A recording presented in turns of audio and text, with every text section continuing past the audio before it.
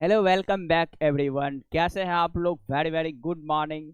तो उम्मीद करता हूं कि आप लोग बेहतर होंगे, बेहतरीन होंगे और आप अपने एग्जाम की तैयारी को भी बेहतर बना रहे होंगे। ठीक है, तो हम लोग आज पढ़ेंगे एरिया वृत्त से संबंधित क्षेत्रफल के बारे में। कहने का मतलब 12.1 जो है हम लोग पहले पढ़ चुके हैं और आज की क्लास में हम लोग 12.2 करने वाले हैं, जो कि वृत्त और उसके त्रिज्यखंड और वृत्तखंड से रिलेटेड टॉपिक रहने वाला है।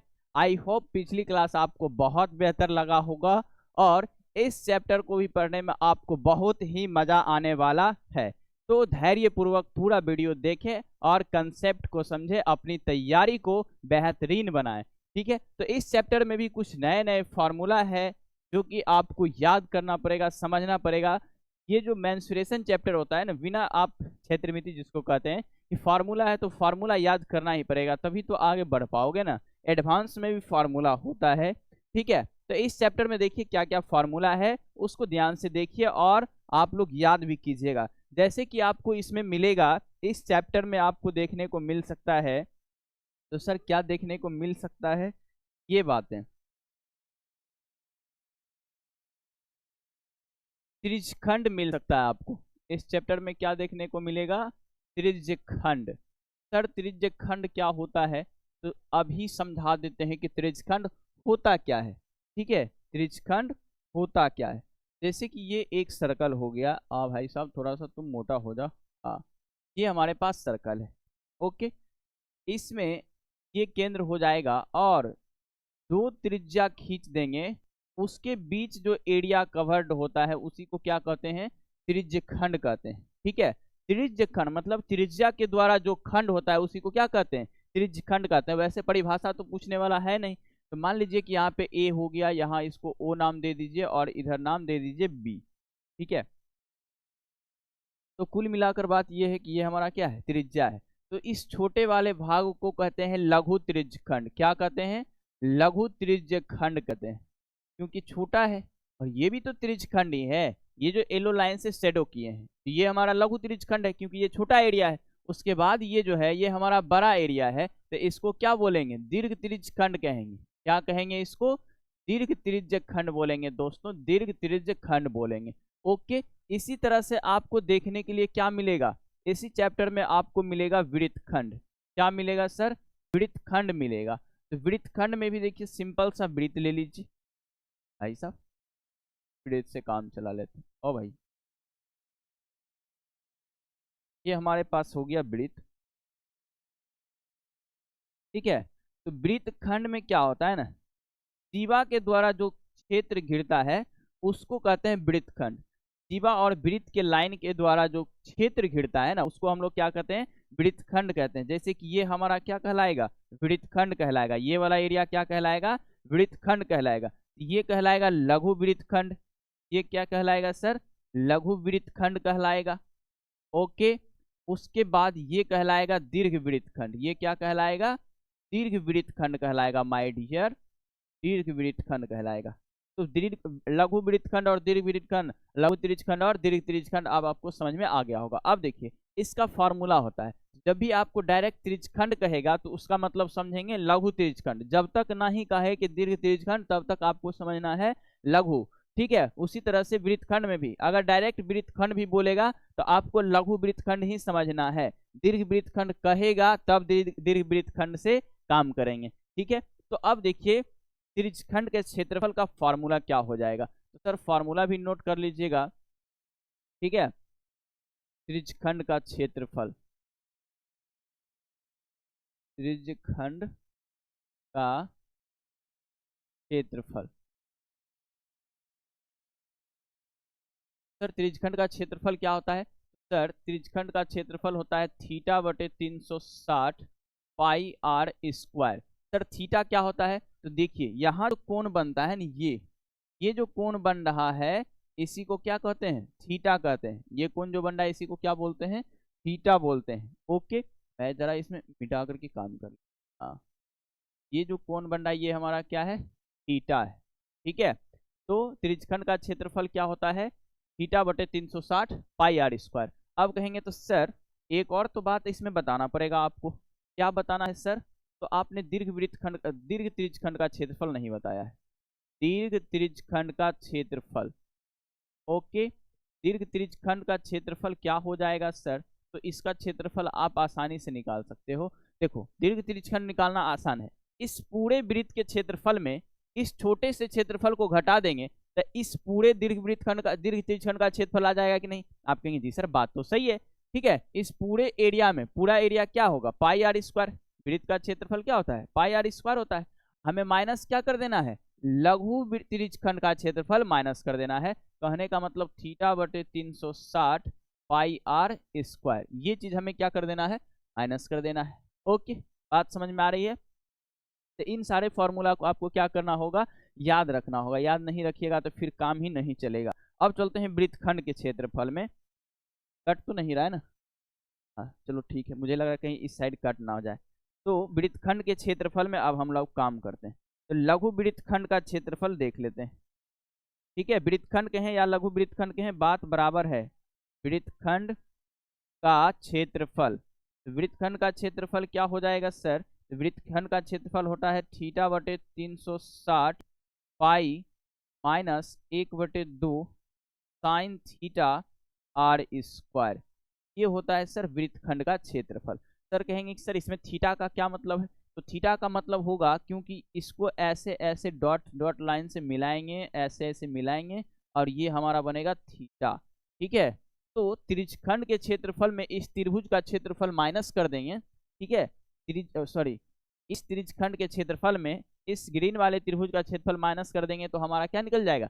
लघु वृत्तखंड का क्षेत्रफल निकल जाएगा। तो सर दीर्घ वृत्तखंड का क्षेत्रफल भी लिख दो। दीर्घ वृत्तखंड का भी क्षेत्रफल लिख दो सर। ओके ओके, अभी लिख रहा हूँ। दीर्घ वृत्तखंड का क्षेत्रफल, दीर्घ वृत्तखंड का क्षेत्रफल क्या हो जाएगा सर? तो पूरे वृत्त के क्षेत्रफल में लघु वृत्तखंड को घटा देंगे तो दीर्घ वृत्तखंड का क्षेत्रफल आ जाएगा। आप कहेंगे जी सर बात तो सही है, एकदम बात तो सही है। तो यहाँ पे लिखना क्या होगा सर?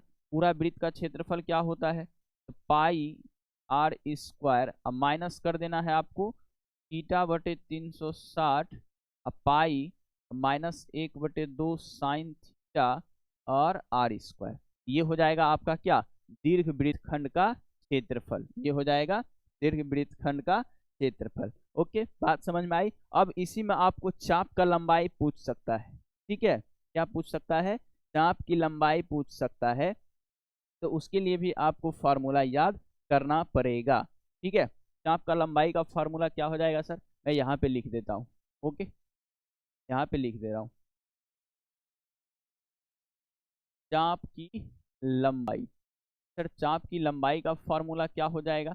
तो इसका हो जाएगा पाई आर एल थीटा बटे 360।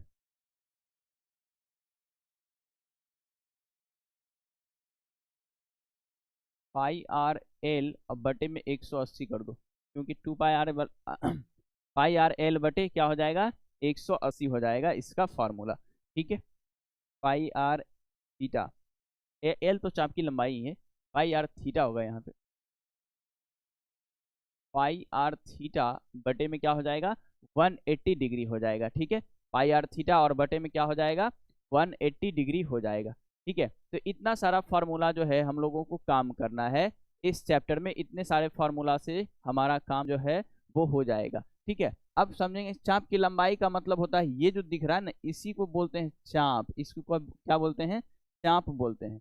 अच्छा, कभी कभी अगर मन हुआ इसका तो पूछ सकता है आपसे कि त्रिज्यखंड का परिमिति क्या होगा। क्या पूछ सकता है? त्रिज्यखंड का परिमिति क्या होगा। हालांकि ऐसा कभी पूछा नहीं। ठीक है, त्रिज्यखंड का परिमाप कह दो या परिमिति कह दो, बात सेम सेम। त्रिज्यखंड का परिमाप यदि पूछेगा, इसमें क्या कर लेंगे? पाई आर थीटा बटे 180 प्लस में कर लेंगे 2r, क्योंकि परिमाप का मतलब ही होता है, परिमाप का मतलब क्या होता है गुरुजी? तो ये पूरा लंबाई इसका क्या कहलाएगा? परिमाप कहलाएगा। ये पूरा लंबाई इसका क्या कहलाएगा? परिमाप कहलाएगा। तो पाई आर थीटा बटे 180 होता है इस चाप की लंबाई जो कि ए बी है। उसमें एगो आर इधर से एगो आर इधर से दोनों जोड़ देंगे तो हमारा क्या निकल जाएगा? इस पूरे त्रिज्यखंड के परिमाप का लंबाई निकल जाएगा, जो कि क्या कहलाएगा, परिमिति कहलाएगा। आई होप आपको समझ में आया होगा। अब सवाल की ओर हम लोग बढ़ें क्या? अब हम लोग सवाल की ओर बढ़ें, ठीक है। चलो अब सवाल देख लेते हैं। ये आपका पहला सवाल है, ठीक है। क्या कह रहा है इसमें कि 6 सेंटीमीटर त्रिज्या वाले, ये क्या लिखा हुआ है, त्रिज्या लिखा हुआ है, ठीक है। 6 सेंटीमीटर त्रिज्या वाले एक वृत्त त्रिज्यखंड का क्षेत्रफल ज्ञात कीजिए जिसका कोण 60 डिग्री है, ठीक है। जिसका कोण कितना दिया है, 60 डिग्री दिया हुआ है। ओके, कोई बात नहीं है। तो सबसे पहले हम लोग क्या करेंगे, होलो हल लिखेंगे। जी सर, होलो हल तो लिखना जरूरी है। उसके बाद जो डाटा दिया है ना, उसे भी नोट कर लेंगे। यहाँ पे दिया है, क्या है, दिया है। तो क्या दिया है सर, तो त्रिज्या दे रखा है 6 सेंटीमीटर, आर का वैल्यू कितना दे रखा है, 6 सेंटीमीटर दे रखा है। उसके बाद बोल रहा है कि थीटा का वैल्यू कितना, थीटा का वैल्यू दिया है 60 डिग्री। थीटा कितना दे रखा है, 60 डिग्री। हमें सिर्फ बोला गया है क्या, वृत्त का त्रिज्यखंड ज्ञात करने के लिए। एक वृत्त का त्रिज्यखंड, क्या लिखा हुआ है इतना वाले, एक वृत्त त्रिज्यखंड का क्षेत्रफल। यहाँ पे कुछ छूट गया होगा वर्ड टाइपिंग में, उससे कोई बात नहीं है, लेकिन इसमें हमें क्या निकालना है, त्रिज्यखंड का क्षेत्रफल निकालना है। तो फॉर्मूला लगाओ, त्रिज्यखंड का क्षेत्रफल, त्रिज्यखंड का क्षेत्रफल बराबर, फॉर्मूला क्या होता है सर, थीटा बटे 360 पाई आर स्क्वायर। थीटा का वैल्यू है 60 डिग्री और बटे में है 360 डिग्री, गुना पाई का मान ले लो 22/7। आर का वैल्यू कितना दिया है, तो 6 सेंटीमीटर का स्क्वायर कर दो। 6 सेंटीमीटर गुना 6 सेंटीमीटर। यहाँ से ये 6 बार में कटेगा और यहाँ से एक 6 कैंसिल हो जाएगा एक बार में। अब तो कटने जैसा कुछ रहा नहीं, तो आंसर क्या आ जाएगा, तो 22 गुना 6 करेंगे तो कितना मिलेगा, 132/7 सेंटीमीटर स्क्वायर। ये आ जाएगा आपका आंसर, ये हो जाएगा आपका आंसर। ओके, तो इस सवाल में आपको समझने में कोई भी परेशानी नहीं आया होगा, क्योंकि ये बिल्कुल आसान सा सवाल था। अब देखते हैं दूसरा सवाल, अब देखते हैं दूसरा सवाल कि क्या होगा। एक वृत्त के चतुर्थांश, अच्छा चतुर्थांश का क्षेत्रफल हमने छोड़ दिया है, फॉर्मूले में हमने क्या किया है, चतुर्थांश का क्षेत्रफल छूट गया है, कोई बात नहीं है। हम चतुर्थांश का क्षेत्रफल भी बता देते हैं आपको, आ जाओ इधर। तो जैसे कि मान लो ये हमारा क्या है, वृत्त है, ठीक है। अब सर चतुर्थांश क्या होता है, तो वृत्त को 4 भाग में बांटते हैं ना, तो उसके एक भाग को क्या कहते हैं, चतुर्थांश कहते हैं। इसका प्रत्येक भाग क्या कहलाता है, चतुर्थांश कहलाता है। और चतुर्थांश का प्रत्येक कोण 90 डिग्री का होता है। चतुर्थांश में प्रत्येक कोण कितना डिग्री का होता है, 90 डिग्री का होता है माय डियर। तो चतुर्थांश का सर क्षेत्रफल क्या हो जाएगा, अभी तुरंत लिख दे रहे हैं, चतुर्थांश का क्षेत्रफल।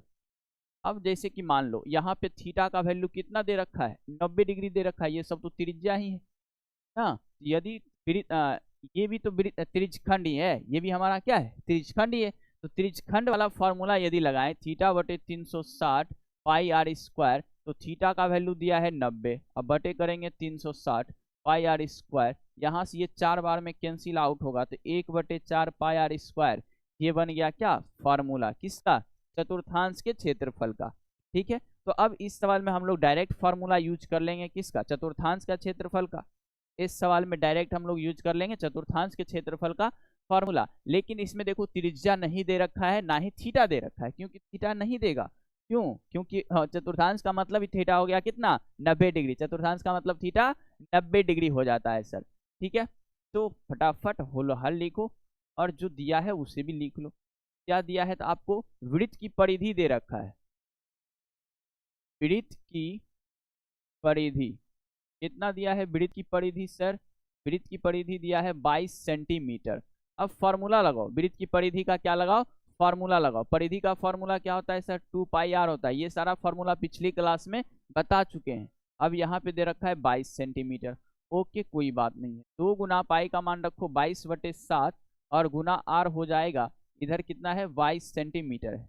अब 22 से 22 एक बार में कैंसिल आउट होगा, 7 उधर जाएगा गुना में, 2 जाएगा भाग में, तो आर का वैल्यू कितना हो जाएगा, 7/2 सेंटीमीटर होगा, ठीक है। आर का वैल्यू क्या हो जाएगा, 7/2 सेंटीमीटर होगा। हमें निकालना क्या है, चतुर्थांश का क्षेत्रफल निकालना है।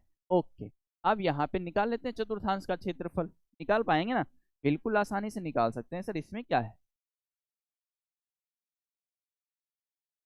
चतुर्थांश का क्षेत्रफल। तो चतुर्थांश का क्षेत्रफल फॉर्मूला लगा दो, 1/4 पाई आर स्क्वायर। तो 1/4 गुना पाई का वैल्यू 22/7 रख दो, और आर का वैल्यू कितना आया है 7/2। तो यहाँ पे 2 बार आप लिख दो 7/2 और गुना कर लो फिर 7/2 सेंटीमीटर स्क्वायर। यहाँ से 7 एकम 7 कैंसिल आउट हो जाएगा, अब तो नहीं कटने वाला है।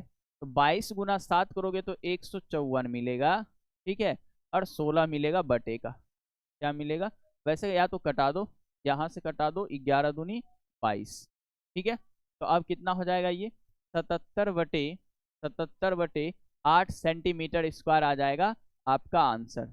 77/8 सेंटीमीटर आ जाएगा इसका आंसर, ठीक है। और ये बात समझ में क्लियर है यहाँ तक सवाल। चलिए अगला सवाल देखिए अब आप लोग। एक घड़ी की मिनट की सुई जिसकी लंबाई 14 सेंटीमीटर है, इस सुई द्वारा 5 मिनट में रचित क्षेत्रफल ज्ञात कीजिए।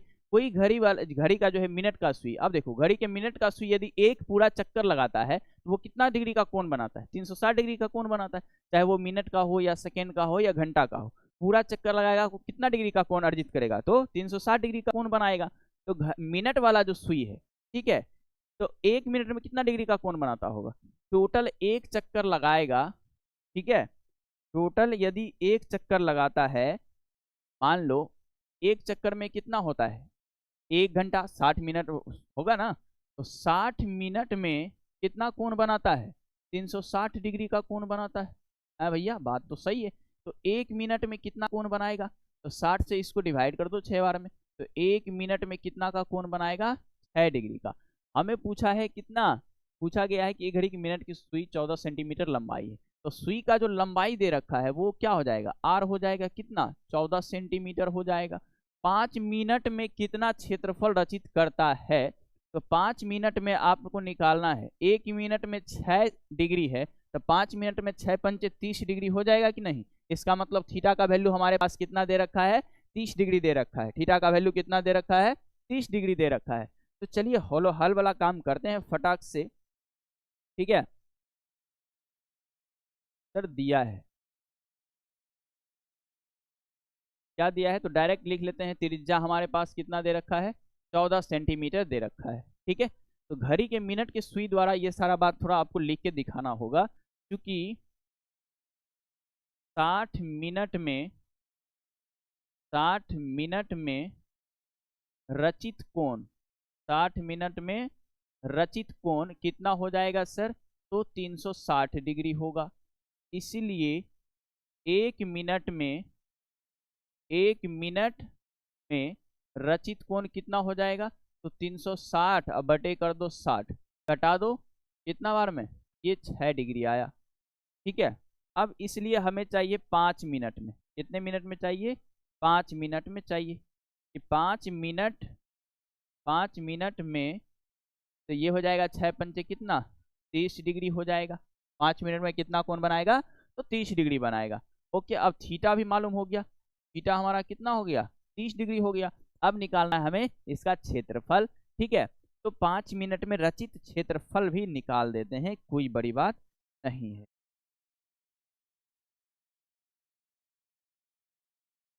पाँच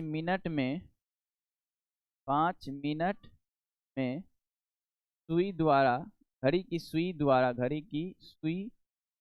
द्वारा रचित क्षेत्रफल क्या हो जाएगा, बराबर में लिख लेते हैं त्रिज्यखंड का क्षेत्रफल। क्या लिख लेते हैं, त्रिज्यखंड का क्षेत्रफल। ओके, तो त्रिज्यखंड का क्षेत्रफल का क्या फॉर्मूला, थीटा बटे 360 और पाई आर स्क्वायर। थीटा का वैल्यू आया है कितना सर 30 डिग्री, और बटे का हो जाएगा 360 डिग्री गुना 22/7। आर का वैल्यू कितना है 14, 14 गुना 14 कर दो 2 बार, 14 सेंटीमीटर स्क्वायर, ठीक है। तो ये कट जाएगा 12 तिया 36 12 बार में, और 7 दूनी 14 भी कटेगा, फिर आप 6 दूनी 12 भी कटा दोगे यहाँ से। ओके, उसके बाद फिर 7 दूनी 14 कटा दो, और 3 दूनी 6 भी कटा दो। अब तो नहीं कटने वाला है, अब गुना कर दो 154 बटे कितना आ जाएगा 3 आ जाएगा। 154 बटे कितना आ जाएगा सर, 3 आ जाएगा। तो 154 और बटे 3 सेंटीमीटर स्क्वायर, ये आ जाएगा आपका आंसर। इतना आ जाएगा आपका आंसर। ओके, आई बात समझ में। चलो नेक्स्ट सवाल अब करते हैं। 10 सेंटीमीटर त्रिज्या वाले एक वृत्त की कोई जीवा केंद्र पर एक समकोण अंतरित करती है, निम्नलिखित का क्षेत्रफल ज्ञात कीजिए। संगत लघु वृत्तखंड और संगत दीर्घ त्रिज्यखंड का क्षेत्रफल बोला है। एक बार बोला है लघु वृत्तखंड का क्षेत्रफल, उसके बाद फिर कहा है दीर्घ त्रिज्यखंड का क्षेत्रफल निकालने के लिए। दोनों ही कंडीशन में सवाल यहाँ पे दे रखा है। ओके, चलिए काम करते हैं इस पे अब, तो है कि नहीं।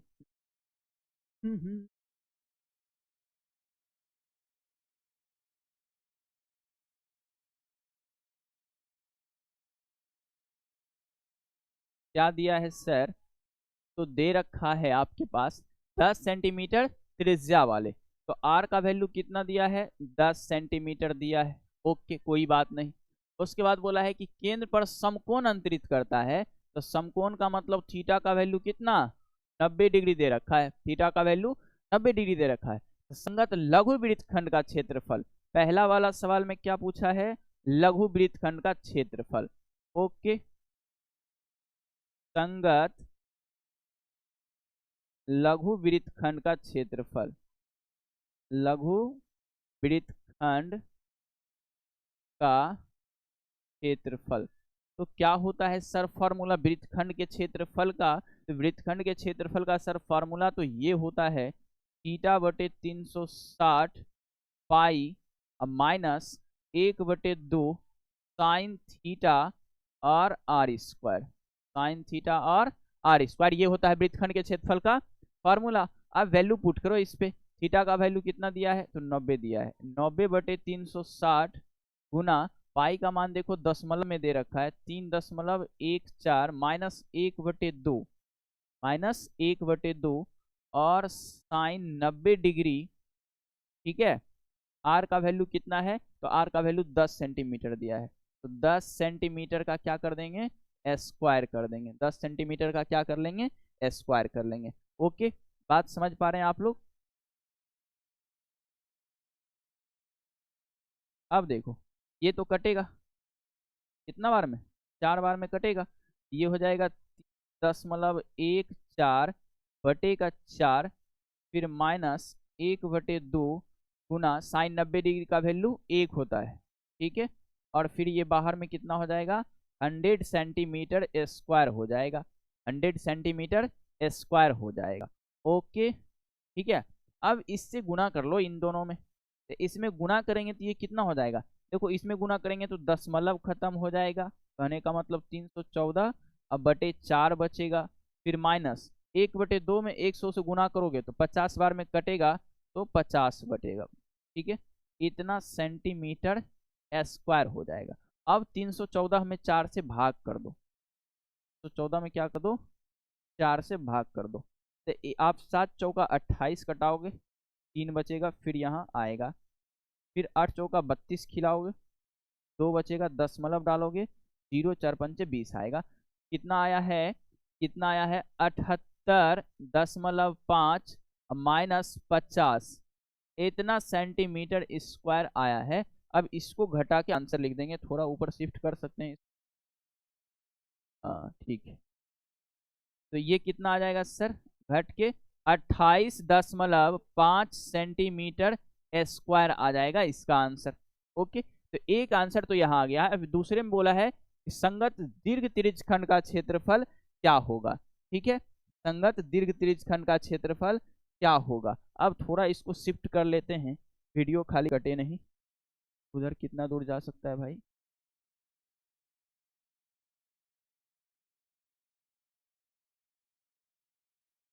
ठीक है, इतना में तो अब आ जाना चाहिए, इतना में क्या हो जाना चाहिए, आ जाना चाहिए। ओके, ठीक है।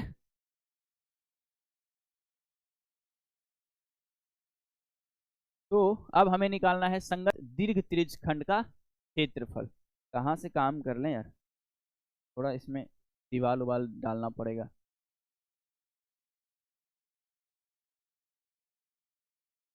ठीक है, समझ लेना ये अलग है और उधर अलग है, इसलिए दीवार खड़ा कर दिया हमने, बाकी कोई विवाद नहीं चल रहा है। ठीक है, हाँ चलो। तो अब हमें दूसरे कंडीशन में चलना है। दूसरे कंडीशन में दीर्घ त्रिज्य खंड का क्षेत्रफल निकालना है। दीर्घ त्रिज्य खंड का क्षेत्रफल, दीर्घ त्रिज्य खंड का क्षेत्रफल। फॉर्मूला लगाओ सर, क्या होता है formula? Pi r square minus theta बटे 360। तो यार कैसा थीटा लिखा था, थीटा बटे 360 पाई आर स्क्वायर। ठीक है, तो यहाँ से पाई आर स्क्वायर कॉमन ले लेते हैं, बात बन जाएगा 1 माइनस थीटा बटे 360 वाला। अब वैल्यू पुट कर दो, 3.14 इंटू 10 सेंटीमीटर का स्क्वायर माइनस माइनस सॉरी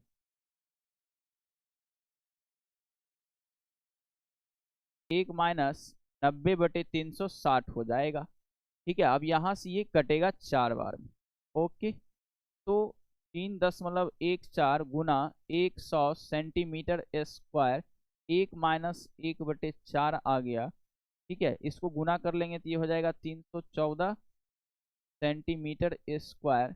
इसको आप एलसीएम लेके घटाओगे तो ये बनेगा 3/4 सेंटीमीटर और 3/4।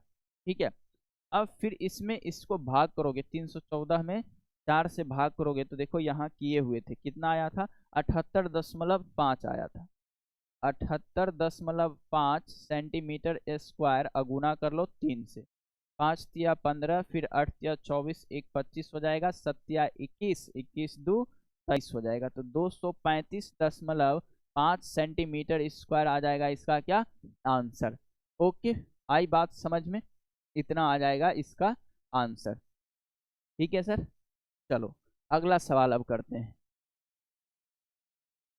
5वां नंबर सवाल देखो, कहता है त्रिज्या 21 सेंटीमीटर वाले वृत्त का एक चाप केंद्र पर 60 डिग्री का कोण अंतरित करता है, ज्ञात कीजिए। चाप की लंबाई पूछा है, चाप द्वारा बनाए गए त्रिज्यखंड का क्षेत्रफल, फिर जीवा द्वारा बनाए गए वृत्तखंड का क्षेत्रफल पूछा है। तो तीनों बात इसमें आपको क्या होगा, निकालना पड़ेगा।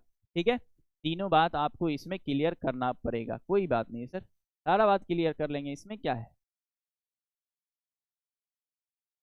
तो क्या दिया है,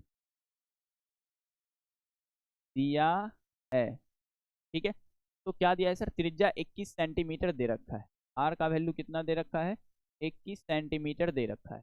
और थीटा का वैल्यू सर, थीटा भी दे रखा है अपने को, कितना 60 डिग्री दे रखा है।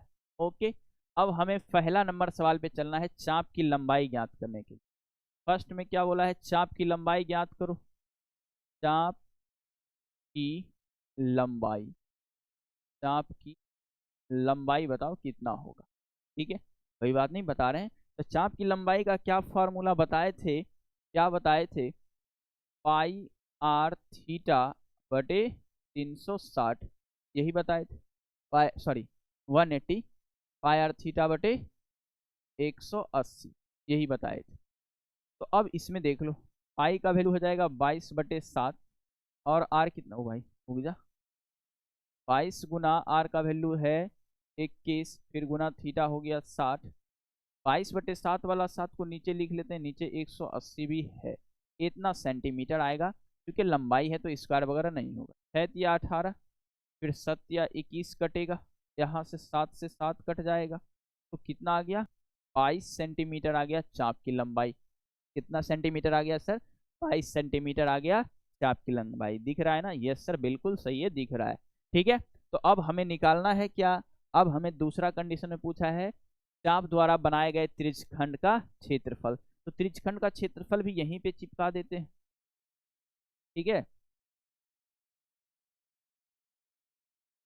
त्रिज्यखंड का क्षेत्रफल, त्रिज्यखंड का क्षेत्रफल क्या हो जाएगा सर, त्रिज्यखंड का क्षेत्रफल। तो त्रिज्यखंड का क्षेत्रफल का फॉर्मूला लगा दो पहले तो, थीटा बटे 360 पाई आर स्क्वायर, थीटा बटे 360 पाई आर स्क्वायर। थीटा का वैल्यू हो जाएगा 60 बटे 360 गुना 22/7 गुना 7, आर का वैल्यू दिया है 21, तो 21 गुना 21 कर लो और इधर सेंटीमीटर स्क्वायर चिपका दो। 6 छाके 36 कटेगा। ओके, फिर 7 तिया 21 कटेगा। फिर यहाँ से 3 दूनी 6 कटा दो और 11 दूनी 22 कटा दो। अब सब काम खत्म हो गया है। 21 गुना 11 करोगे तो कितना आएगा माय डियर स्टूडेंट्स? तो ये आ जाएगा कितना, यहाँ पे लिख दो, यहाँ सामने लिख दे रहा हूँ, ये आ जाएगा 231 सेंटीमीटर स्क्वायर। कितना आएगा? 231 सेंटीमीटर स्क्वायर आ जाएगा इसका आंसर। ओके, क्लियर है? दो बात तो क्लियर हो चुका है। अब तीसरे बात पे हम लोग आते हैं।